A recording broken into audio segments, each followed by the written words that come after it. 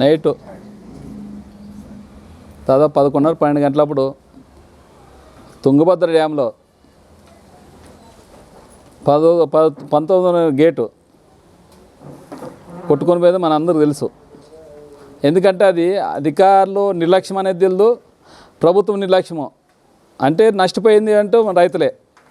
ఎందుకంటే మనం కళ్ళెదురుగా నేను పోయినాను కదా పొద్దునే, నేను 11 తారీఖు పొద్దునే అక్కడికి పోయినాము. మన కళ్ళెదురుగా చాలా అన్ని నీళ్ళు పోతుంటే మనకే బాధ వేస్తుంది. ఎందుకంటే నీళ్ళు వాటర్ మనకు రావాలంటే చాలా కష్టం. రావాలంటే ఎందుకంటే అది డబ్బులు పెడితే వచ్చేది కాదు వాటర్. మనం ఎన్నో కోట్లు పెట్టినా రావు. అవి ఎక్కడో వర్షాలు వచ్చినప్పుడే ఒడిసి పట్టుకునేవి మనకి ఉండేవి. అది పోయింది, గేట్ కొట్టుకొని పోయింది, నీళ్ళు పోతున్నాయి. నష్టపోయింది ఎవరంటే రైతులు. ఇప్పుడు రైతులు ఎందుకంటే రైతులు చాలా సంతోషంగా ఉండ్రి. అంటే పోయినసారి కొద్ది వర్షాలు తక్కువ వచ్చి డ్యాంలో నీళ్ళు రాలేదు. ఈసారి డ్యామ్ ఫుల్ అయ్యి గేట్లు ఎత్తి కిందికి పోతుంటే అందరూ రైతులు ఎందుకంటే మన ఆలూరు కాన్స్టిట్యున్సీలోన హెచ్ఎల్సి నీళ్ళు వస్తాయి, ఎల్ఎల్సి నీళ్ళు వస్తాయి. రెండోకి మనకి ఉందన్నమాట. అందుకోసమే మా రైతులంతా బాగా హ్యాపీగా ఉండే టైంలోన మనకు దురదృష్టం ఏమంటే మనకి చెప్తుంటారు చాలా ఎప్పటి నుంచి చెప్తుంటారు చంద్రబాబు నాయుడు సీఎం అయితే వర్షాలు రావని. మనం చూస్తున్నాం. మన రాయలసీమకే ఎక్కడో వస్తున్నాయి వర్షాలు. మన రాయలసీమకి జూన్ 12 తారీఖు లాస్ట్, తర్వాత వర్షాలు రాలే. ఇంకా అప్పుడు ఆ జూన్ 12 తారీఖు వర్షాలు వచ్చిన వాటికి మాత్రమే ఎత్తుకున్నారు. అన్ని పొలాలు ఎండిపోతున్నాయి, రైతులంతా అక్కడ నష్టమే.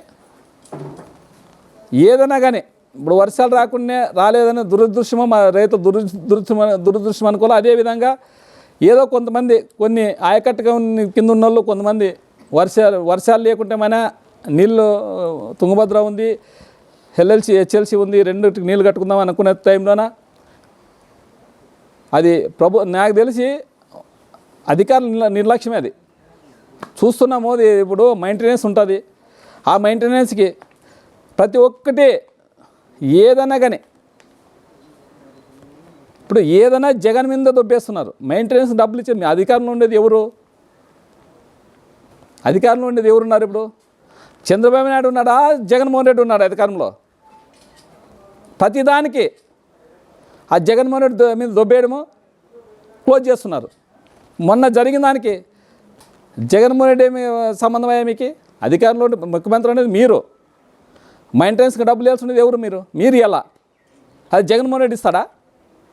జగన్మోహన్ రెడ్డి ఎప్పుడు మామూలు మార్చి నెలలో ఎన్నికలు కూడా వచ్చింది. అప్పుడు ఇంకా జగన్మోహన్ రెడ్డి వాటికి సీఎంగా పోయినట్లే. అప్పటి నుంచి అన్ని మొత్తము ట్రాన్సాక్షన్ బంద్ చేసినారు.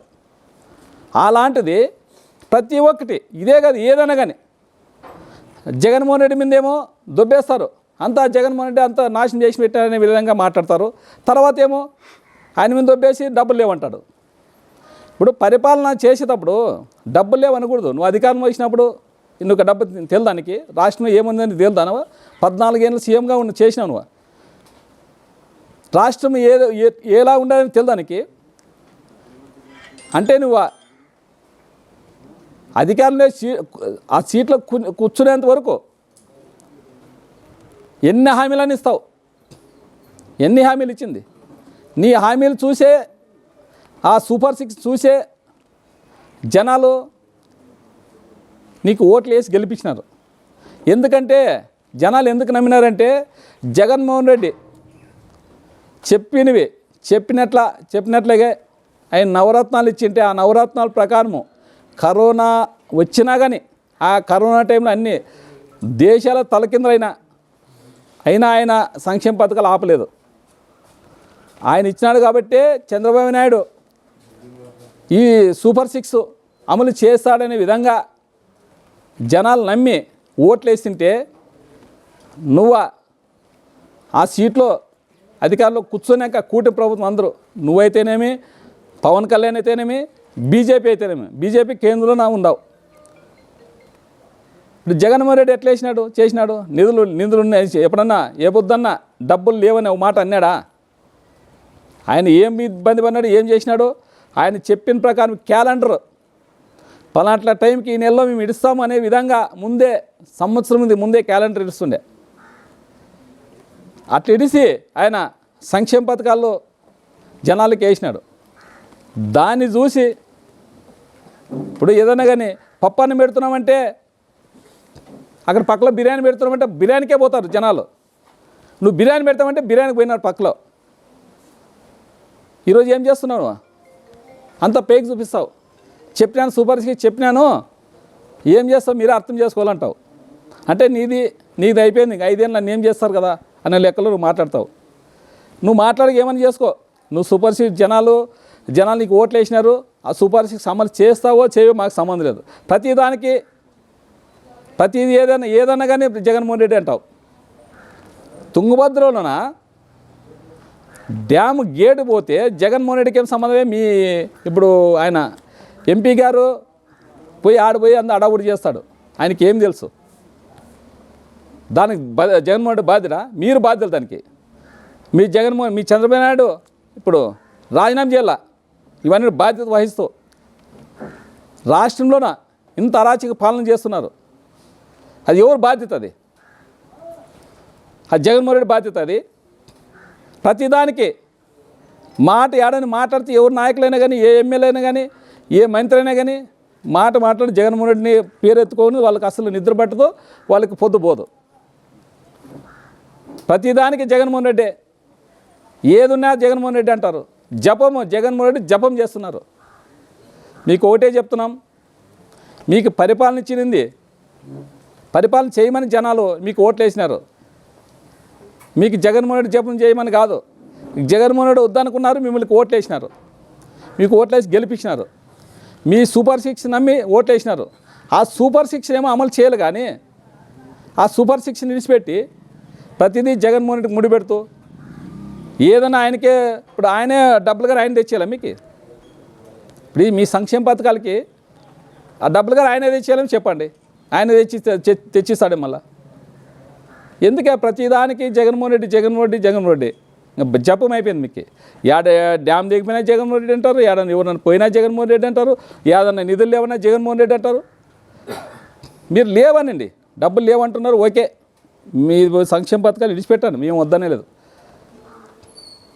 జగన్మోహన్ రెడ్డి ఇంకొకసారి మా జగన్మోహన్ రెడ్డి పేరు ఎత్తితే మేము మాత్రము చాలా ఇబ్బంది, మేము ఉద్యమం లేపుతూ మా కార్యకర్తలందరూ కలిసి మేమంతా మా జగన్మోహన్ రెడ్డి జోలికి వస్తే మేము మాత్రం ఖచ్చితంగా మాదంతా ఎక్కడ చూసినా ధర్నా చేసి కలెక్టర్లు ముట్టడిస్తాం, ఆఫీసులు ముట్టడిచ్చే విధంగా మేము మాత్రం ఖచ్చితంగా మేమంతా మా నాయకులైతే మా కార్యకర్తలేమో అందరూ కలిసి మేము మాత్రము ఊరుకునే ప్రసక్తి లేదు. ఎప్పుడే కానీ మా జగన్మోహన్ రెడ్డి మా పేరు ఎత్తకూడదు. మీరు పరిపాలన చేయండి, మీ సూపర్ సిక్స్ను అమలు చేయండి.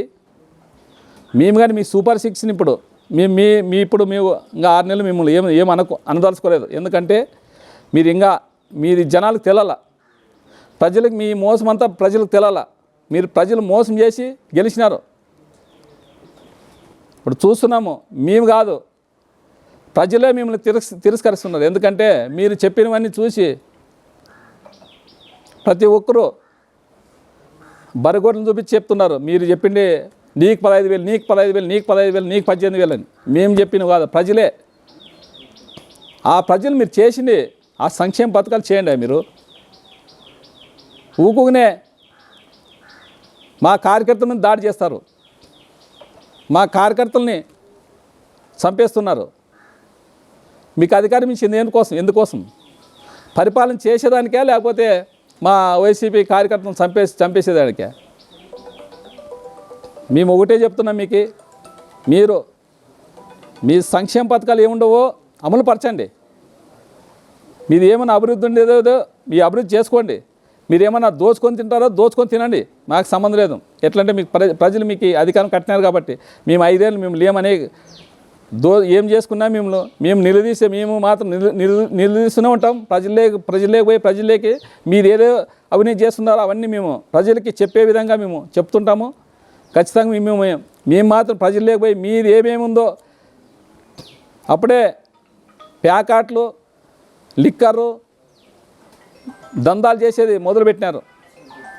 మరి జగన్మోహన్ రెడ్డి వర్షాకాలంలోన ఇసుక కొరత ఉండకూడదు అనే విధంగా ఆయన దాదాపు 80 లక్షల టన్నులు పెట్టింటే అవన్నీ మొత్తము అధికారం వస్తేనే ఫ్రీ ఇసుక అంటారు. అది మీ అధికారం వచ్చి జగన్మోహన్ రెడ్డి స్టాక్ నిలబెట్టి మొత్తం మీలో దోచుకొనేసి మొత్తం ఖాళీ చేసిరి. మీరు చెప్పినవి యాభై చెప్పినారు ఇసుక పాలసీని ఫ్రీ ఇసుక అంటారు. జగన్మోహన్ రెడ్డి పెట్టిన దానికన్నా ఎక్కువ మీ టీడీపీ నాయకులు అంటున్నారు.